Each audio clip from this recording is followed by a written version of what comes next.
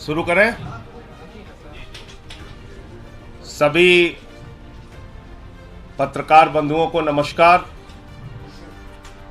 आज इस पत्रकार वार्ता के माध्यम से मैं पूरे देश को यह बताना चाहता हूं कि इन्फोर्समेंट डायरेक्टरेट यानी कि ईडी कैसे इन्फोर्सिंग डिक्टेटरशिप बन गया है, कैसे तानाशाही पूर्ण रवैया अपनाए हुए है, इसका एक एक करके आपके सामने आज खुलासा करूंगा। ईडी जो देश की सबसे ताकतवर जांच एजेंसी के रूप में आप सबके सामने प्रस्तुत की जाती है, वो किस तरह से जांच करती है, किस तरह से लोगों को प्रताड़ित करती है, किस तरह से उनके परिवारों को प्रताड़ित करती है। और तो और जिसके कारण आज मैं ये पीसी कर रहा हूं, एक व्यक्ति को कहा गया तेरी बेटी कॉलेज कैसे जाएगी हम देखेंगे। बेटी को धमकी, पत्नी को धमकी, बूढ़े मां बाप को धमकी, मारना पीटना प्रताड़ित करना और उसके बाद जबरन बयान लेना। यह मैं नहीं कह रहा हूं, यह न्यायालय के सामने उन लोगों के बयान हैं जिनसे जबरन मारपीट करके उनके परिवारों को धमकी देकर उनसे बयान लिया गया। और मैं एक एक करके नाम पढ़ रहा हूं। यह पहला नाम है चंदन रेड्डी का। यह चंदन रेड्डी हाई कोर्ट में पिटीशन करते हैं, माननीय उच्च न्यायालय में याचिका दाखिल करके ये बताते हैं कि ईडी ने इनको मारा, इनको पीटा, इनके परिवार को धमकी दी और कहा जैसा हम कहते हैं वैसा लिख, वरना तेरे परिवार का वो अंजाम करेंगे तू कहीं मुंह दिखाने लायक नहीं रहेगा। ये सारी बातें इसने लिखी है। और इतना ही नहीं, इस चंदन रेड्डी को इतना पीटा गया, इतना मारा गया, इतना मारा गया कि इसके दोनों कान के पर्दे फट गए। दोनों कान के पर्दे फट गए। मार मार के, प्रताड़ित करके ईडी का जो हिटलर शाही का गैस चैम्बर है, मैं कहूंगा, वहां पर 3rd डिग्री टॉर्चर इस व्यक्ति को देकर जबरन इससे साइन कराया गया। और उसके बाद जब यह व्यक्ति कोर्ट में जाता है तो अपने सारे दुखड़े माननीय न्यायालय के सामने इसने बयान किए। कैसे इसका बयान लिया गया ईडी में, कैसे इसका बयान लिया गया ईडी के अंदर। और यह इस व्यक्ति की डॉक्टरी जांच है, जो डॉक्टरी जांच की कॉपी मैं अभी आपको दूंगा। ये दोनों डॉक्टरी जांच ये कहती है कि चंदन रेड्डी को मार मार के उसके कान के पर्दे फाड़ दिए गए, उसको सुनाई नहीं दे रहा है। ये डॉक्टरी की जांच आपको देता हूं। ऐसे कर रही ईडी इन्वेस्टिगेशन। पहला आदमी चंदन रेड्डी, दूसरा अरुण पिल्लई। अरुण पिल्लई वो शख्स है जिसकी पत्नी को, बेटी को, परिवार को धमकाया गया, डराया गया। ईडी ने बयान लिया और बयान लेने के बाद यह शख्स कहता है, न्यायालय में लिखकर देता है, माननीय न्यायालय के सामने कहता है, मुझसे जबरन झूठा बयान ईडी ने लिया, मुझसे जबरन झूठा बयान ईडी ने लिया। अरुण पिल्लई। तीसरा व्यक्ति समीर महेंद्रू। समीर महेंद्रू, इसकी पत्नी को बुलाकर गिरफ्तार करके रखा गया, धमकाया गया, डराया गया, परिवार को प्रताड़ित किया गया। झूठा और जबरन बयान ईडी के द्वारा लिया गया।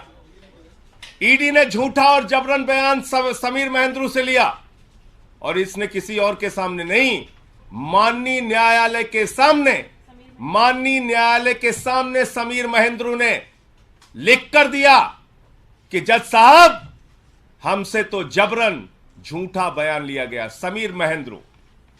तीसरा नाम चौथा नाम भूषण बेलगावी। भूषण बेलगावी, इस व्यक्ति से भी ईडी ने प्रताड़ित करके झूठा जबरन बयान लिया और इसने किसी और को नहीं, जज साहब को जाके कहा, न्यायाधीश महोदय, माननीय न्यायालय, हमारी रक्षा कीजिए, हमसे ईडी ने झूठा जबरन गलत बयान लिया। पांचवा नाम मनास्वामी प्रभु ने, इससे भी ईडी ने जबरन झूठा जबरदस्ती का बयान लिया और बाद में इसने भी न्यायालय को लिख के दिया, किसी और को नहीं, ध्यान दीजिएगा मेरी बात को, माननीय न्यायालय को लिख कर दिया कि न्यायाधीश महोदय, जज साहब, मुझसे ईडी वालों ने जबरन झूठा जबरदस्ती प्रताड़ित करके बयान लिया। छठवां नाम राघव रेड्डी, ये राघव रेड्डी छठवां नाम। राघव रेड्डी, इसने न्यायालय के सामने जाकर कहा कि न्यायाधीश महोदय, हमको तो दबाव बनाया जा रहा है राजनीतिक नेताओं के नाम लेने के लिए, हम पर दबाव बनाया जा रहा है राजनीतिक नेताओं के नाम लेने के लिए। मैं पूछना चाहता हूं, किसके इशारे पर ईडी काम कर रही है? किसके दबाव पर ईडी काम कर रही है? किसके डायरेक्शन पर ईडी काम कर रही है? क्योंकि एक बहुत चौंकाने वाली बात इनके हाई कोर्ट के पिटीशन में लिखी हुई है चंदन रेड्डी के। क्या कह रहे हैं ये? कह रहे साहब, ईडी के अधिकारियों ने तो मारा पीटा, कान के पर्दे फट गए, वहां कुछ ऐसे भी लोग थे जिन्होंने हमको मारा पीटा, जो ईडी के ऑफिशियल्स भी नहीं थे। ऐसे लोग थे जो ईडी के अधिकारी नहीं थे, उन्होंने भी हमारे साथ मारपीट की। कौन से लोग हैं? किस पार्टी के गुंडे ईडी के दफ्तर में जाके लोगों के साथ मारपीट कर रहे हैं? कौन से लोग हैं जो ईडी के दफ्तर में जाते हैं, पूछताछ करते हैं, मारपीट करते हैं और जबरन बयान लिखवाते हैं? इसका खुलासा होना चाहिए। माननीय हाई कोर्ट के सामने यह याचिका पड़ी है। इसके साथ साथ मनीष सिसोदिया जी के पीएस रिंकू, आप जानते हैं कानून में नियम है, किसी को भी बुलाओ, नोटिस दो, पूछताछ करो, कैमरे में पूछताछ करो और सारी जानकारी ऑन पेपर रखो। ईडी हवाई डिपार्टमेंट हो गया है। फोन करता है, बुलाता, आजा, बैठ इतने घंटे, जा घर जा, फिर आजा, बैठ सुबह से शाम तक, फिर घर जा। आप गुंडागर्दी करके, धमका के, डरा के, कान के पर्दे फाड़ के, तेरी बेटी कॉलेज कैसे जाएगी, इस तरह का बयान देके जांच कर रहे हो? इस तरह का बयान देके जांच कर रहे हो? मैं देश के प्रधानमंत्री से पूछना चाहता हूं, आपने बेटी बचाओ बेटी पढ़ाओ का नारा दिया है, बेटियों के नाम पर धमकी दी जाएगी तो कोई आदमी तो अपने प्राण भी दे सकता है, कागज पे दस्तखत करना तो बहुत दूर की बात है। लड़ना है तो सामने सामने लड़ो, कायरों की तरह बेटी का, पत्नी का, परिवार का सहारा लेके मत लड़ो, सामने सामने लड़ो। जो भी लड़ाई करनी है सामने सामने करो। और आपको याद होगा, देश की पार्लियामेंट में, देश की संसद में मैंने सारे विषय सिलसिलेवार करके एक एक मुद्दा उठाया था ईडी के संबंध में और कहा था कि पिछले 8 वर्षों में 3000 छापेमारी ईडी ने की है और मात्र 0.5% ईडी का कन्विक्शन रेट है। और यह कहने पर मुझे प्रिविलेज का नोटिस मिला। बहुत अच्छी बात है। देश की संसद में अब मुझे ये सारे मामले उठाने का अवसर मिल गया। मैं विशेषाधिकार समिति के सामने इन ईडी के अधिकारियों को बुलाने के लिए आज ही ये सारे कागजात प्रस्तुत करूंगा कि ईडी के इन सारे अधिकारियों को बुलाया जाए। विशेषाधिकार, संसद की विशेषाधिकार समिति के सामने मैंने जो मामला पार्लियामेंट में उठाया था, उन आरोपों को ये सारे कागजात 100%, मैं तो कहूंगा 100% से ज्यादा सिद्ध करते हैं कि ईडी राजनीतिक दबाव में जबरन झूठा मामला बनाती है, सरकारों को बदनाम करती है, सरकारों के ऊपर झूठे आरोप लगाती है। शराब घोटाला जैसी कोई चीज, उसका कोई सिर पांव है ही नहीं। जिन लोगों के जबरन बयान लेकर ईडी ने ये सारे मामले बनाए हैं, वो तो न्यायालय के सामने जाकर कह रहे हैं, हुजूर हमें तो मारा जा रहा है, हमारे तो कान के पर्दे फाड़ दिए जा रहे हैं, हमारे परिवार पे दबाव बनाया जा रहा है, हम पे दबाव बनाया जा रहा है और झूठे बयान लिए जा रहे हैं। बहुत अच्छा है, अब देश की, भारत की संसद की, पार्लियामेंट की विशेषाधिकार समिति के सामने जिसने मुझे नोटिस दिया है, ये सारे विषय और मामले मैं रखूंगा और इन सारे अधिकारियों को वहां बुलाने के लिए बोलूंगा कि इन सबको बुलाया जाए और पूछा जाए कि हाई कोर्ट से लेके और न्यायालयों में जो इनके खिलाफ शिकायतें की गई हैं, उसके तथ्य, उसकी सच्चाई, उसकी हकीकत क्या है। मुझे इतनी बात कहनी थी। आपका कोई मुद्दा हो, कोई बातचीत हो, कोई सवाल हो, जिन लोगों ने पिटीशन लगाई है, क्या वो सभी आरोपी जो है आबकारी नीति से जुड़े हुए हैं या अन्य अन्य मामलों में भी हैं? ये सारे आबकारी नीति के जो बयान लेकर झूठा मामला ईडी खड़ा कर रही है, ये उससे संबंधित है। ये सारे मामले जो आप लोगों को बताया जाता है, घोटाला घोटाला घोटाला, उस घोटाले में कितना गड़बड़ झाला है, ये सारे बयान इस बात को साबित करते हैं। ये सारे बयान, ये सारी मेडिकल रिपोर्ट, ये हाई कोर्ट की याचिकाएं इस बात को साबित करती है कि घोटाला जैसी कोई बात नहीं। दरअसल गन पॉइंट पे, कान के ऊपर कनपट्टी पे बंदूक लगाकर ईडी, हिटलर के गैस चैम्बर में पूछताछ करके ईडी, ये सारा कुछ मामला झूठा और बेबुनियाद बना रहा है।